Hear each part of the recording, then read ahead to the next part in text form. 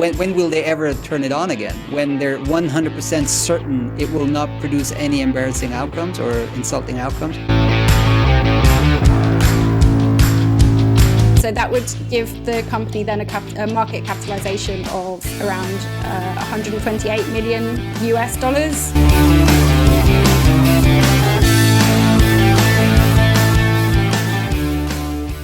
Welcome to SlatorPod on this beautiful Friday afternoon. Hello, Esther. Hey, Florian. How you doing? I'm good. So we got, as usual, a packed agenda. I think we published like 10 stories this week, but we're not going to ramble through them. Actually, one of our writers told me sometimes it's like an editorial call, so we're going to let's keep it focused a little bit. And there's one topic we want to talk today about, specifically sales and marketing for LSPs. But there's a lot more. So yeah, we got in Thailand there was a mishap, with machine translation and Facebook. Actually, we ran 3 Facebook stories this week, so we can talk a bit about that. Then there's another IPO an IPO in Australia. We probably talked about it on a previous pod, I'm not sure, but now those plans are firming up. A company called AI Media. Then a fair amount of, we spoke about green shoots. When was that? Maybe 2 months ago, when like the first wave was easing. I think last month potentially. Yeah, and then now we're seeing stronger shoots, greener shoots with the job index up and some other things out of the UK. So we have a bit of a minor second wave. How is the UK doing? I don't think we are in a second wave because we haven't really finished the first one. Okay. Oh boy. Who would have thought that we're here in early August and it's the same thing? I did not see this. I'm a perennial optimist, so I really did not see that this was going to last that long. But things are kind of going back into some kind of weird equilibrium, at least here. But I haven't traveled abroad yet, so I don't know. Anyways, let's talk about the language industry. So sales and marketing for LSPs. We just published, or depending when we're publishing the podcast, we just published or we're about to publish a monster of a report about one of the two.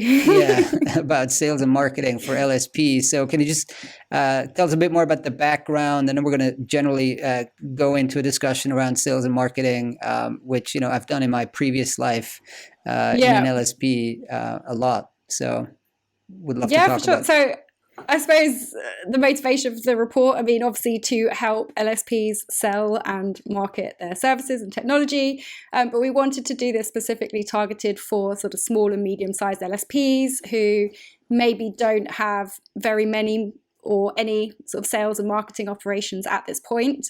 Obviously, it's super critical at the moment, and particularly kind of coming out, hopefully, of coronavirus, to kind of keep hammering those sales, to bring in the revenues as well.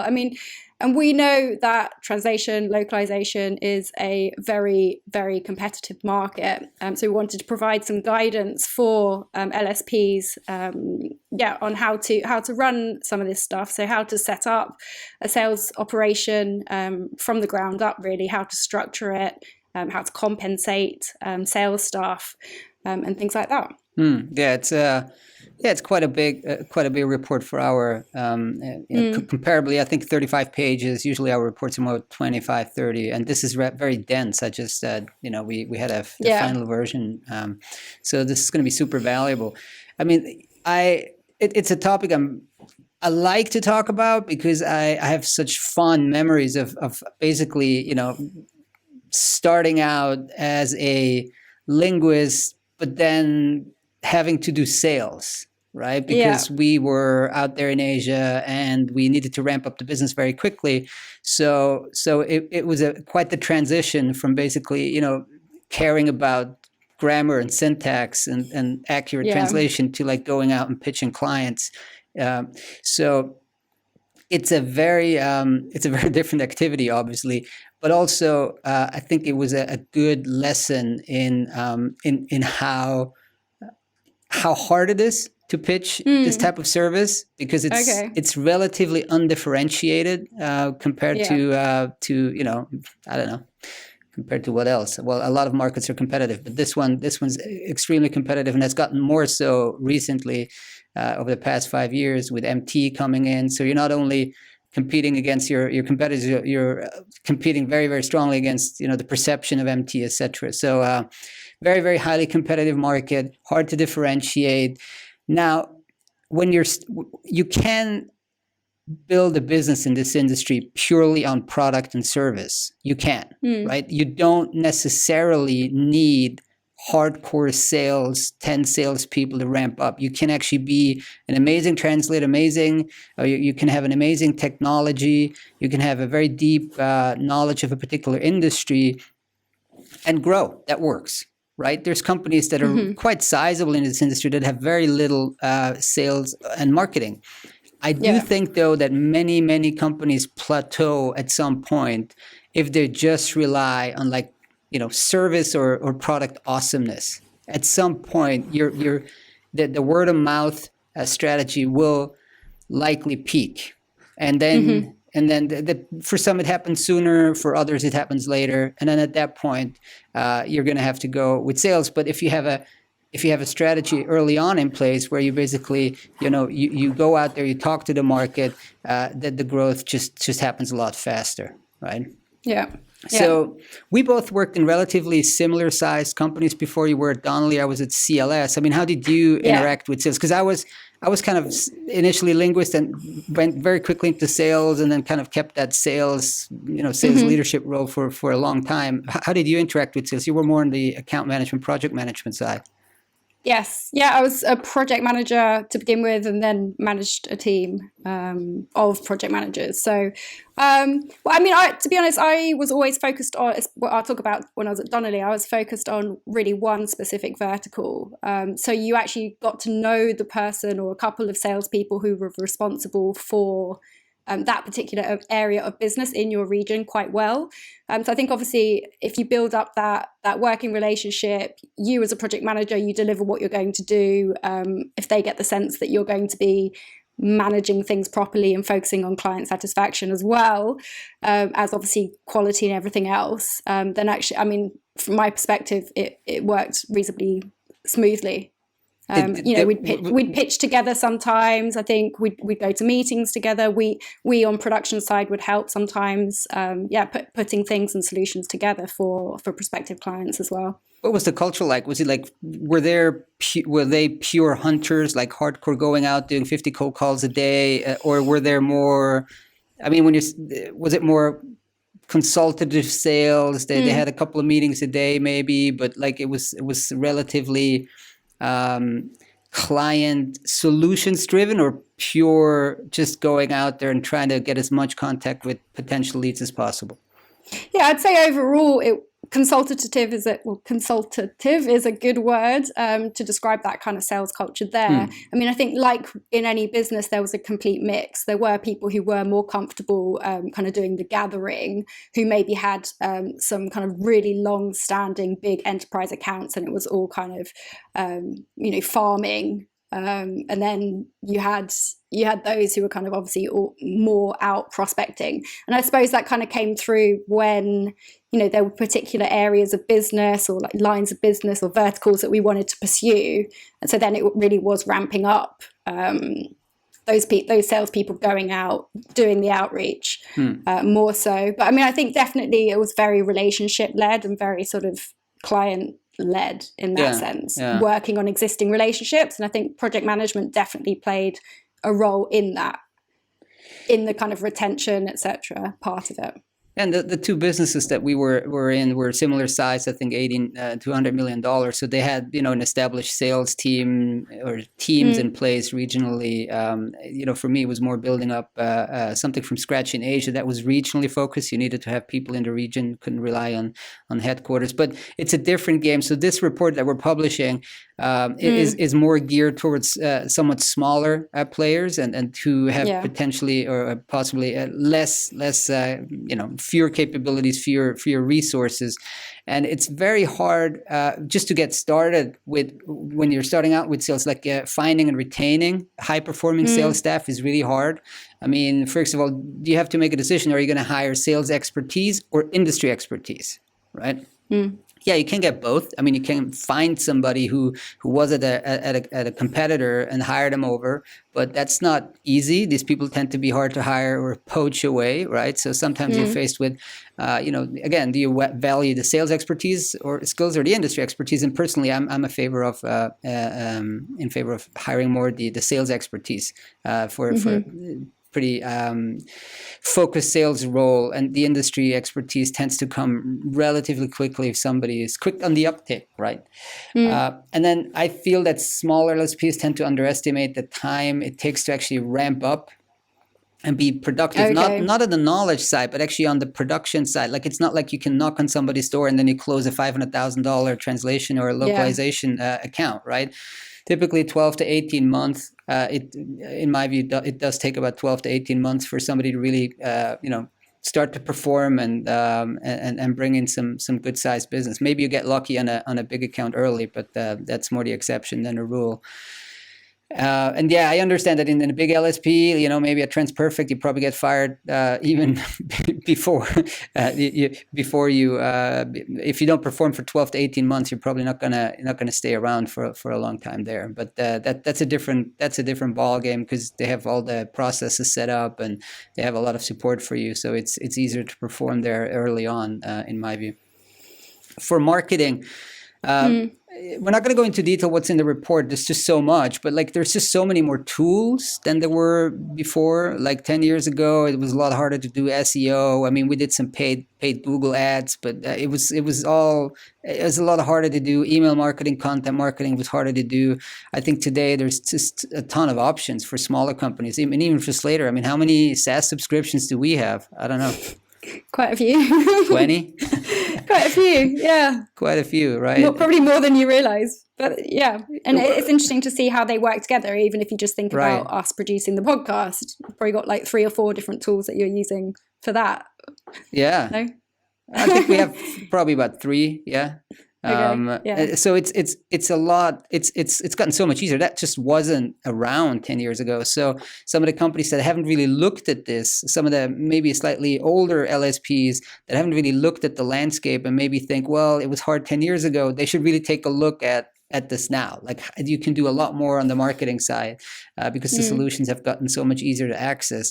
And I think many LSPs don't leverage the marketing channel properly. I think they could do a lot more, but it does need a very disciplined approach and a consistent message, especially if you have a small budget, right? I mean, you want to make sure that if you are a financial translator or a legal translation LSP, you want to really focus on that particular area, not on general topics around translation, which may not be relevant to your clients. I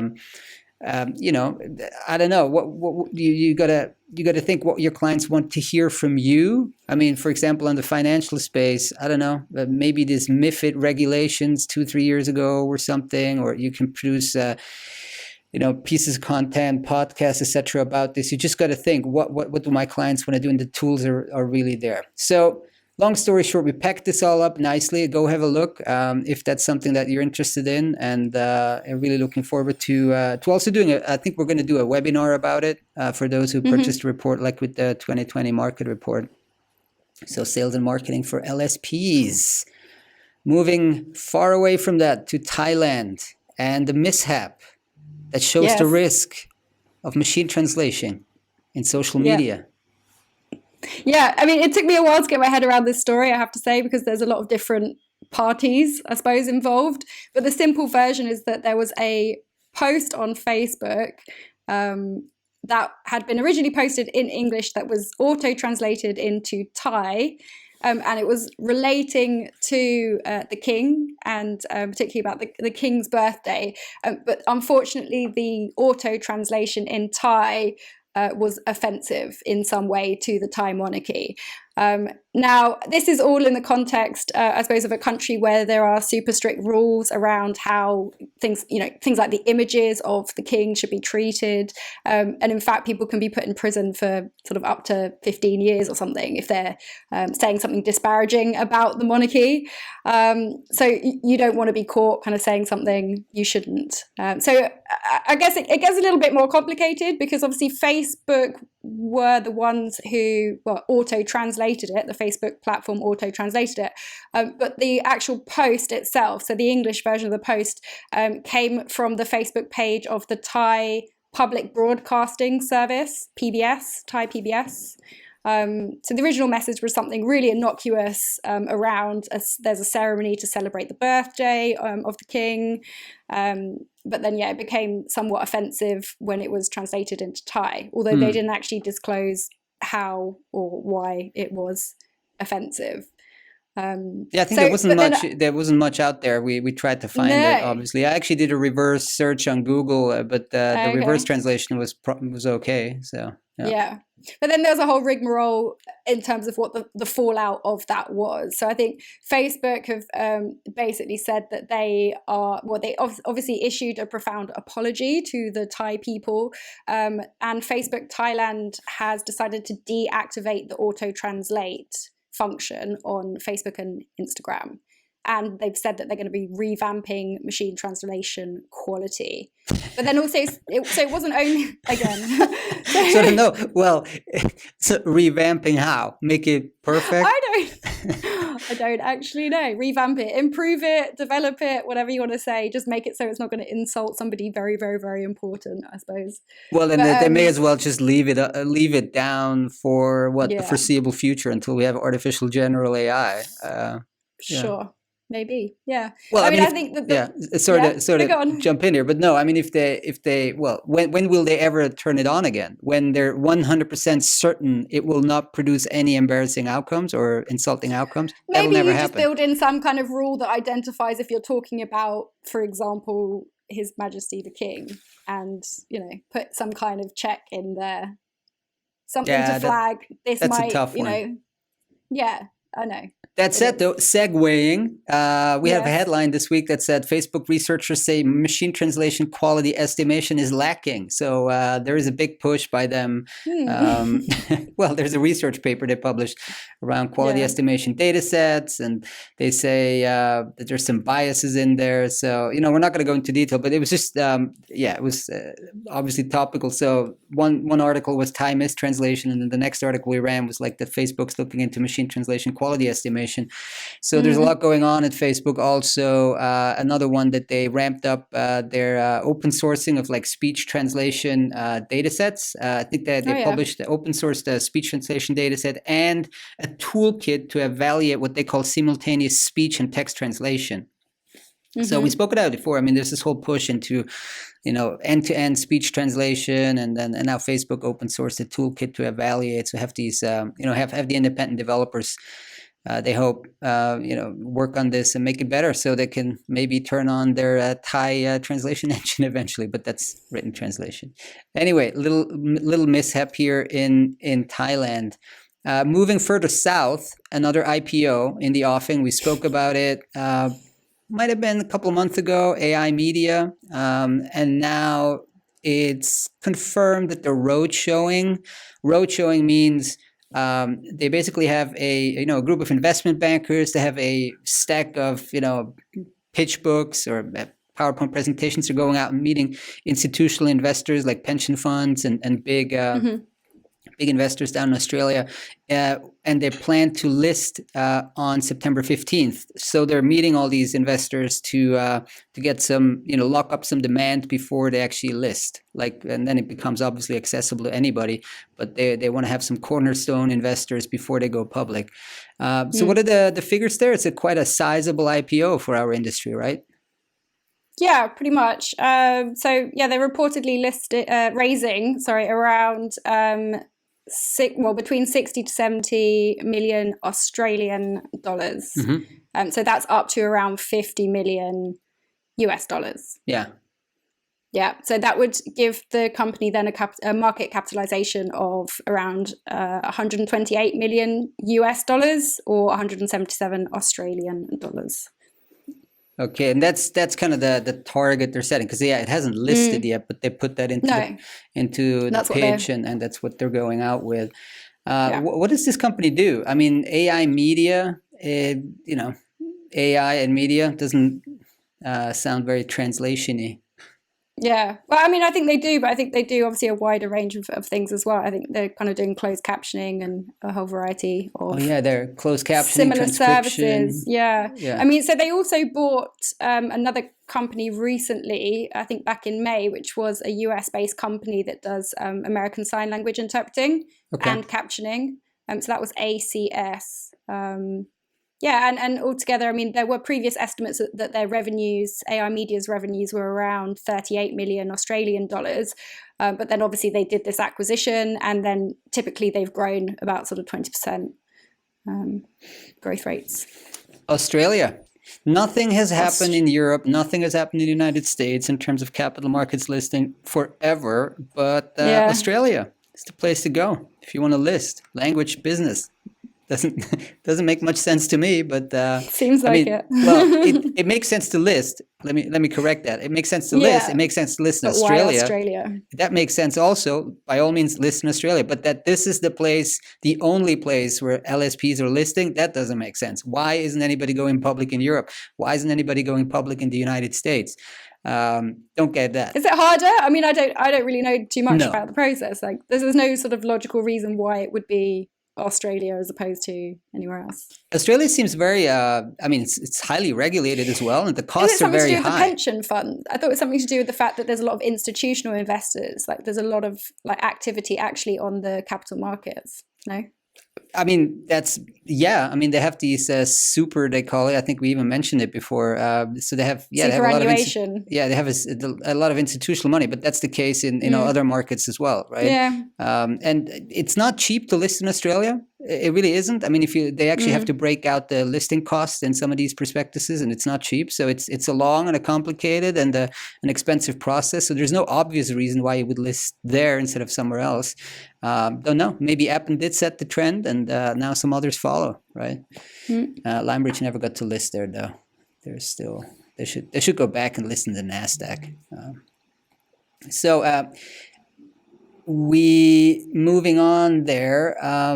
We picked up on a few stories in Sweden. Well, no, first we got the job index, right, that we had this week. So talking about green shoots, what was the result there? I think it edged up a little bit, right?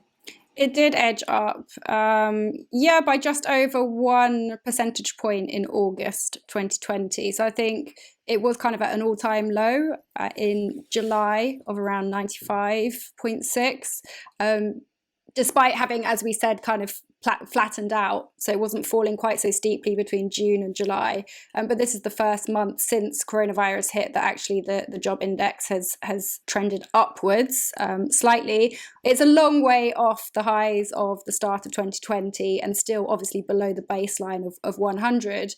And for reference, the job index was around 127 in March. So it's still got a long way to climb back up to where we were, but positive signs. Positive signs, yeah. So positive, in fact, that RWS decided to pay back money to the government. What was that all about? Yeah, I was quite surprised when I read this. And if I'm understanding and interpreting it correctly, I mean, it seems like they are literally handing back money to the government that they don't, and they're not obliged to hand back. So I'll read out a little bit of their press release, actually. So they basically said during the onset of the coronavirus in the UK, RWS had decided to furlough a small number of staff, a small number of employees, we don't know how many, who were obviously unable to carry out their jobs while RWS offices were closed due to the lockdowns. So what they then said was, due to the significant uncertainties at the time, RWS took the precautionary step of applying for the CJRS, which is the Coronavirus Job Retention Scheme in the UK. That's where employers can claim it's up to £2,500 per month per furloughed employee. This is the crux of it. They've said, however, given the ongoing trading performance of the group, RWS has taken the decision to repay the monies previously received and will make no further claims under the scheme. There we go. I mean, Generous. potentially if it really was only a handful, a small number, 2 or 3 or 4, you're not handing back a huge amount of money. But still, it is generous.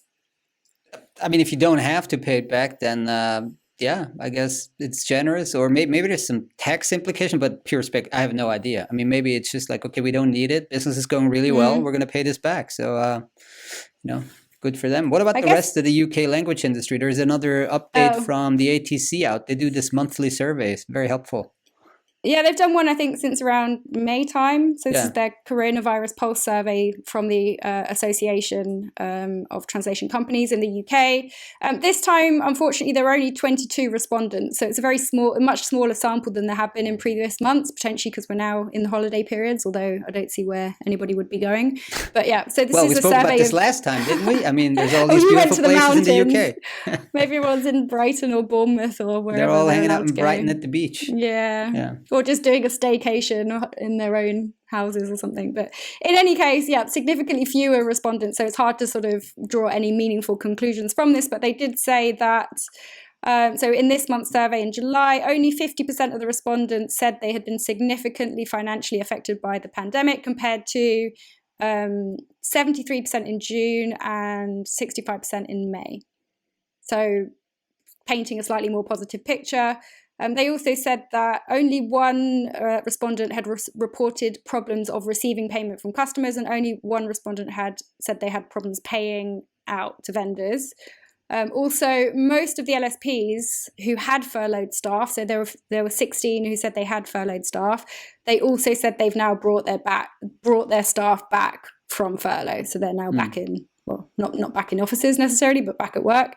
And then 2 out of the 20 who responded to this particular question said they were planning to make redundancies in the next 3 months. So the vast majority of, at least of that subsection or section of respondents are not planning to make redundancies. At least not in the next 3 months, maybe later, but yeah. So let's sum this up.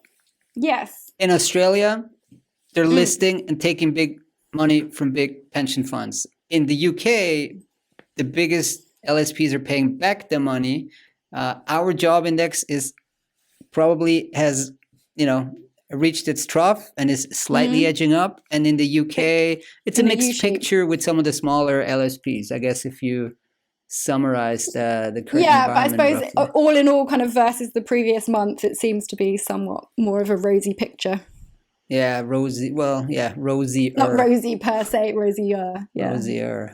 Less cloudy, less gloomy. I don't know what's the best way to characterize it, but people are getting used to it. That's just the truth. I mean, you can't be in a constant state of mental emergency. I mean, it's people getting used to it. It's impossible. Yeah. And there's measures being taken and etc. But yeah, I mean, I'm glad when this all is over. So let's see. All right. Sure. On that optimistic, positive note, let's wrap it up for the day and talk to you again next Friday. Cheers. Yep. Cheers. Bye. Bye.